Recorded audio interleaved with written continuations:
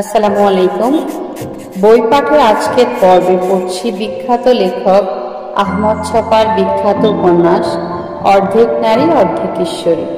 পড়ছি দ্বিতীয় খণ্ড, সপ্তম পর্ব।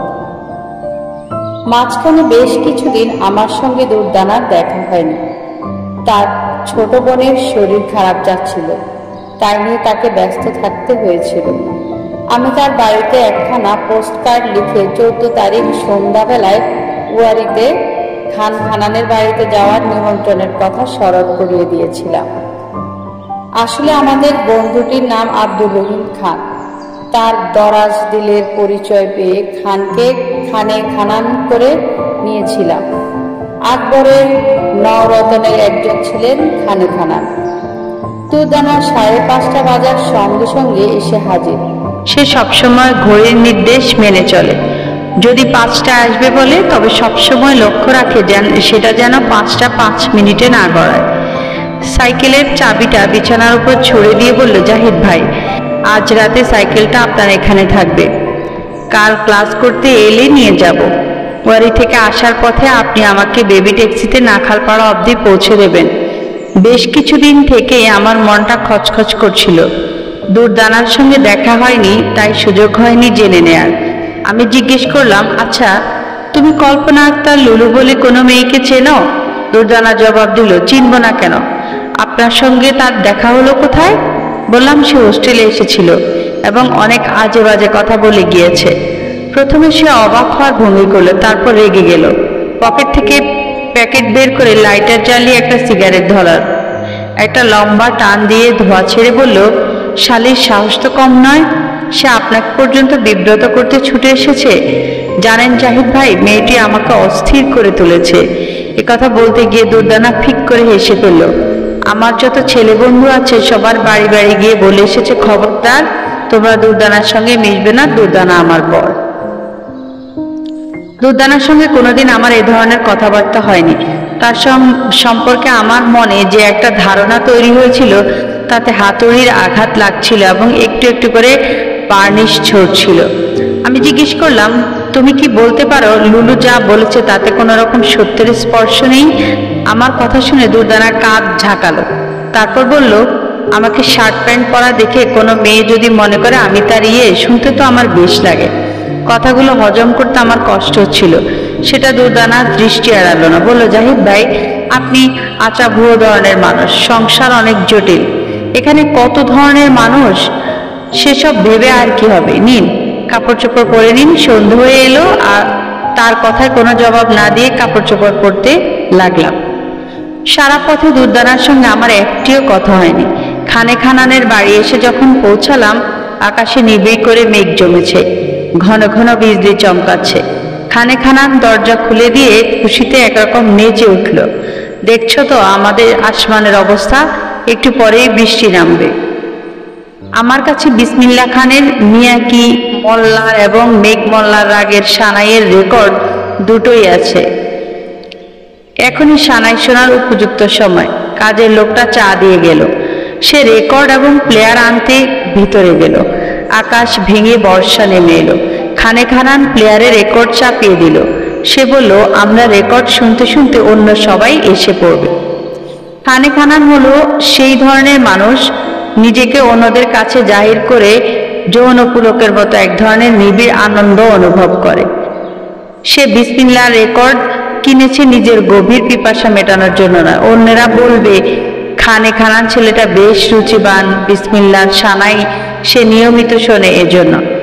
খানে খানানের সবকিছু এ ধরনের। আজ সন্ধে দুর্দানাকে নিমন্ত্রণ করে আনার মধ্যেও যে এ ধরনের একটা শখ দেখানোর ব্যাপার আছে, সেটা ক্রমাগত টের পেতে আরম্ভ করেছে। দুর্দানা বাংলাদেশে ভীষণ আলোচিত মহিলা। তাকে নিয়ে ফাজিল কলাম লেখকেরা রবি বাৎসরীয় সংখ্যায় আজে বাজে ফিচার লেখে। কেউ কেউ অবশ্য ভালো কথাও লিখে থাকে। সবকিছু মিলিয়ে দুর্দানা একটা ভাবমূর্তি দাঁড়িয়ে গেছে। সেই জিনিসটা খানে খানানের বন্ধু বান্ধবের কাছে জানান দেওয়ার জন্যই আজকের এই আয়োজন। দুর্দানাই আজকের নিমন্ত্রণের প্রধান উপলক্ষ। আমি পাও ছাড়া কিছুই না। যেহেতু একা নিমন্ত্রণ করলে দুর্দানা আসবে না, তাই আমাকেও ডাকা হয়েছে। আমার ভীষণ খারাপ লাগছিল। বাইরে বৃষ্টি হচ্ছে, ঘরের ভেতর বিসমিল্লাহর সানাইতে মেঘমল্লার বেজে চলছে। নিসর্গের সঙ্গীত ধারার সঙ্গে বিসমিল্লাহর সানাইয়ের সুর মিলে বৃষ্টি কি অপূর্ব মায়ালোকের জাদু রচনা করে যাচ্ছে। আমি দু চোখ বন্ধ করে আছি। সুরের সূক্ষ্ম কারুকাজের প্রতিটি মোচড় আমার ভেতরের গোপন দরজা একটা একটা করে খুলে দিচ্ছে। মুহূর্তে আমি অপার্থিব জগতের বাসিন্দা হয়ে গেলাম। জগতে এত সুন্দর জিনিস আছে, অকারণে আমার দু চোখ ঠেলে পানি বেরিয়ে আসতে চাইছে। আহা, কতদিন এমন হৃদয় দ্রাবক বাজনা শুনি না। খানে খানান দুর্দানার সঙ্গে বকর বকর করছে। বিসমিল্লাহ খানের সানাই, আকাশে তুমুল বৃষ্টি, আর এদিকে বাড়িতে রান্না হচ্ছে খিচুড়ির সঙ্গে হাঁসের ভুনা মাংস। সবকিছুর এক আশ্চর্য মণিকাঞ্চন সংযোগ। তার বন্ধু বান্ধব যারা আসবে তাদের কেউই ফেলনা মানুষ নয়। ধানমন্ডি থেকে আসবে মনসুর, তার বাবা লয়েড ব্যাংকের জিএম। আর আসছে বনানী থেকে মেহবুব, সে আগামী সপ্তাহে হার্ভার্ড বিশ্ববিদ্যালয়ে পড়াশোনার জন্য আচমকা চলে যাচ্ছে। আসবে জুম্মন খাঁ, বাংলাদেশি পপ গানের রাজা। গান গেয়ে জুম্মন শহর বন্দর পাত করে ফেলেছে। এমনি করে খানে খানার সম্ভাব্য অতিথিদের নাম বলে নিজে উদ্দীপিত হয়ে উঠছিল এবং আমাদেরকে তাক লাগিয়ে দিল। এক জায়গায় আটকে গিয়ে গ্যার গ্যার আওয়াজ করতে লাগলো। পিনটা সঞ্চালিত হচ্ছিল না। আমি খানে খানানকে ডেকে বললাম, দোস্ত, এরকম ঘের ঘের আওয়াজ আসছে কেন? সে বলল, রেকর্ডারটা এক জায়গায় ফাটা আছে, সেখানটায় আটকে গেছে, দাঁড়াও বদলে দিই। ঠিক এই সময় আমরা বাইরে থেকে দরজা জানালা প্রচন্ড ধাক্কানোর আওয়াজ শুনতে পেলাম। ভেতরের ঘরে বসে আছি, তবুও একসঙ্গে অনেক মানুষ গলার আওয়াজ এবং চিৎকার শুনতে পাচ্ছি। এমন বিশ্রী সব গালাগাল করছে, শুনলে কানে আঙ্গুল দিতে হয়। খানে খানান দ্রুত দরজায় উঠে গিয়ে গেল এবং ফাটা রেকর্ডারটা সেই একই জায়গায় ক্যার ক্যার শব্দ তুলতে ঘুরতে লাগলো। না আমি না দুর্দানা কেউই প্লেয়ারটা বন্ধ করে দেওয়ার প্রয়োজন বোধ করলাম না। খানে খানানের সঙ্গে বাইরের লোকজনের তখন উত্তপ্ত বাদানুবাদ চলছে। সব কথা আমাদের কানে আসছে। কিছুক্ষণ পরে খানে খানান ঘরে ঢুকে ফিসফিস করে বলল, দোস্ত, মস্ত বড় মুসিবত। ভয় তার মুখমণ্ডল ফ্যাকাশে, ঠিক মতো আওয়াজ বের হচ্ছিল না। সে ফিসফিস করে কখনো থেমে কখনো তুলতুলিয়ে যা বলল তার অর্থ দাঁড়ায় এরকম: গত বছর দুর্দানা এই পাড়ার পিঙ্কু নামের একটা ছেলেকে বিশ্ববিদ্যালয় এলাকায় পিটিয়েছিল।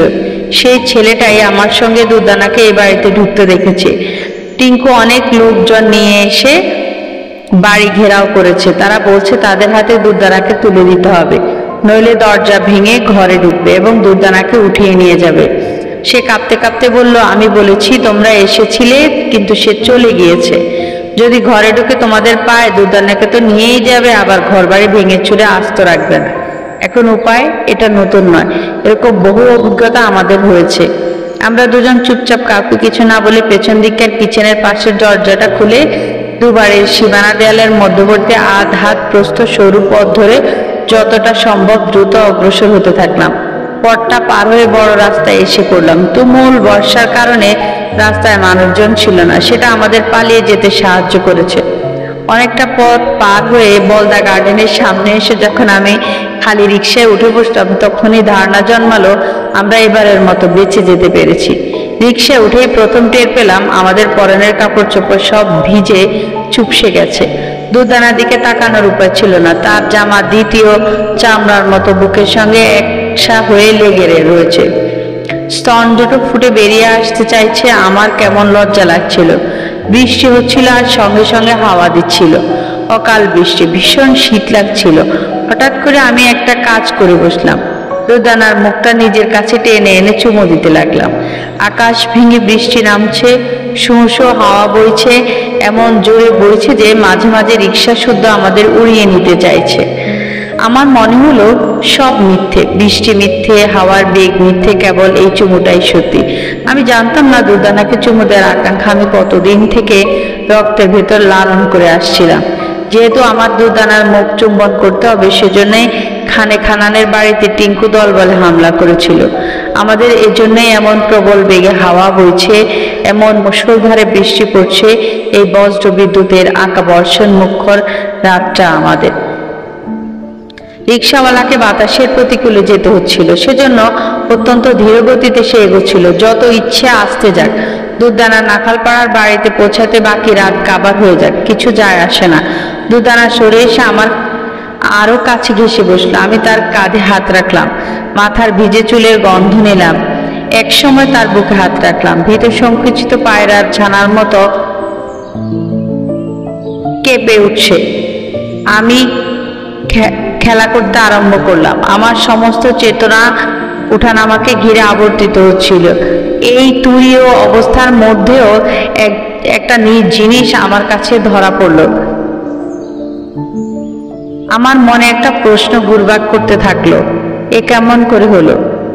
তারপর আরেকটা প্রশ্ন জন্ম নিল, দুদানার দৃষ্টি আড়াল করার জন্যই কি এমন আঁটোসাঁটো শার্ট পরে চেপে রাখে?